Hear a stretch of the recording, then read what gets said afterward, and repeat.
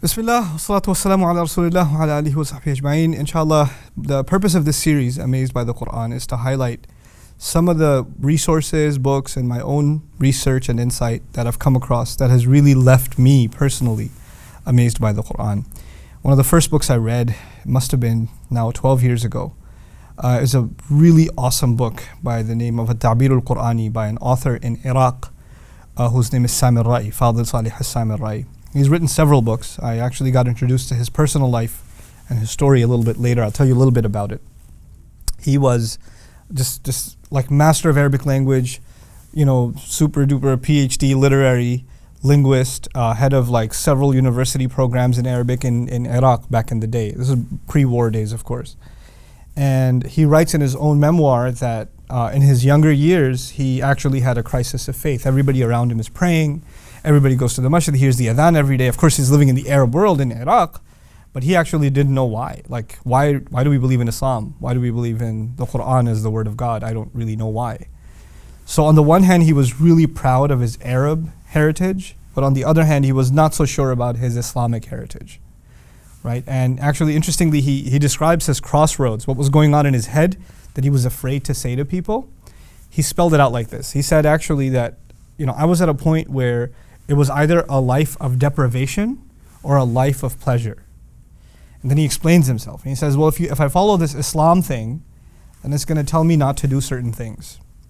Things that I really want to do, or, you know, whatever I want to eat, whatever I want to drink, whatever I want to do, wherever I want to go, that's no longer the case. It's going to put some blocks in my path. And if I don't listen to this Islam thing and I just do whatever I want, there's this life of freedom. And I'm not going to be young forever. I'm going to die eventually. So these years of youth that I have, I want to be able to get the most out of them in life. And it seems as though if I pick the path of Islam, it's going to block those pleasures from me. Now he says, well, but I still, because this is part of my heritage, people all around me believe this stuff, I want to be able to justify to myself, I don't want to be able to say to myself, I picked the path of pleasure only because it's the path of pleasure. I want to be able to justify to myself that I abandoned the heritage of my family, you know, the people around me. I abandoned this faith tradition on good intellectual grounds. So he says he decided to study the Quran critically, okay, on his own. I'm going to just read this book on my own.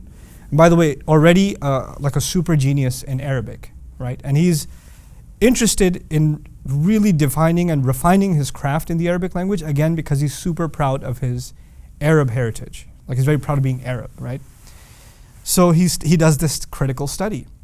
And the more he does this critical study, the more he becomes convinced that this is not the product of human creativity. He comes to the conclusion, he gets in himself, an Arab gets amazed by the Arabic Quran and says to himself, this can only be divine. He furthers his Arabic studies, he furthers his Quran studies. And he starts writing several books. Actually, the memoir I'm talking about, this journey of his youth, is actually in the intro to one of his books called Nubuwatu Muhammad bin Ash-Shakk ila al-Yaqeen, the prophethood of Muhammad sallallahu alaihi wasallam, my journey from doubt to conviction, right? Which is a really beautiful title. And he basically describes, look, this is the journey I was going through myself. I'm able to talk about it now in retrospect. So he says the more he studied the Quran, the more he discovered that this is just absolutely remarkable. It's unlike anything I've ever come across. And by the way, he's also got pretty extensive credentials in other Semitic languages. He knows Hebrew, he knows Aramaic, he even knows, like, he's done research in Babylonian. Like, he's a linguist all around, you know? So he starts doing like research, and he starts producing works on the Quran as literature in the Arabic language. And even though that's a subject of interest of Muslims for thousands of years, 1,500 years of a legacy of studying the Quran linguistically, he's bringing a fresh angle to it because he didn't come from a traditional Islamic studies background. He didn't study the standard books that give you a certain mindset and then you approach the subject. He's actually coming at it totally from, I just love Arabic and now I'm into Quran studies. So even though he developed and furthered his Quran studies, he brought you could say a fresh eye to the subject. So this is one of the first books I read from him, At-Ta'bir al-Qur'ani, which actually means the Qur'an's style of expression, how the Qur'an expresses itself. And the more I went through this book personally, the more I realized, man, there's so much stuff in the Qur'an that is when you translate it, you totally miss it. It's like just not there. And if you just saw what's going on in the Arabic, you'd be just amazed. And so this inspired what's going to be this weekly series. What I'm going to try to do in this series, inshallah, is I'm going to try to take from these kinds of works. At-Ta'bir is one of them for sure. There are others like it from this author and other authors, right, that have literally just written books about what amazes them about the Quran. That's all they've done.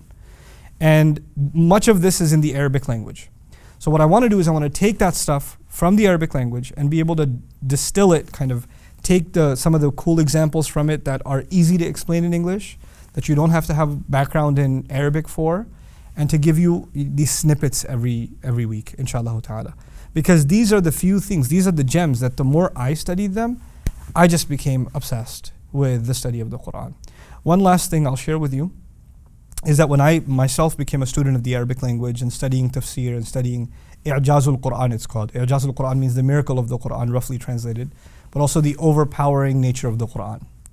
When I became a student of this subject, much of what I learned, I was told by even my teachers, well, the more advanced stuff, the really juicy stuff, you gotta know Arabic to be able to appreciate it. You can't really do it if you don't know Arabic. And I agree. Had I not learned the Arabic, I wouldn't have been able to appreciate it.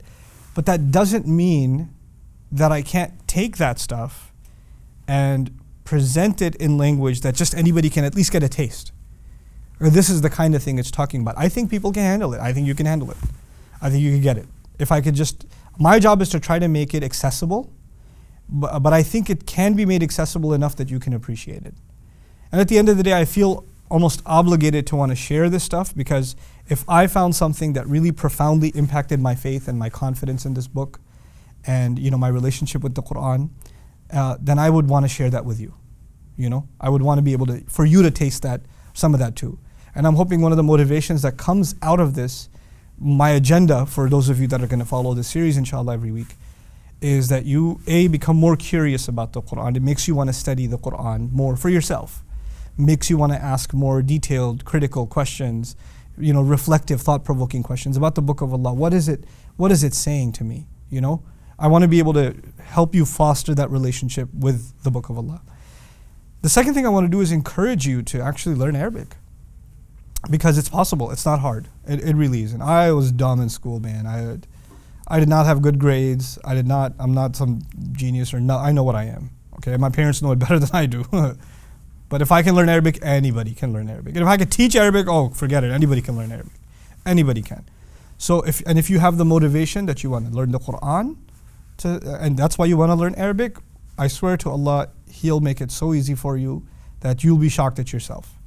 So I hope you guys become a part of this journey with me. Once again, the series is called Amazed by the Quran, and more than anything else, it is about what amazes me about the Quran. Thank you very much for listening. Assalamu alaikum wa rahmatullahi wa barakatuh.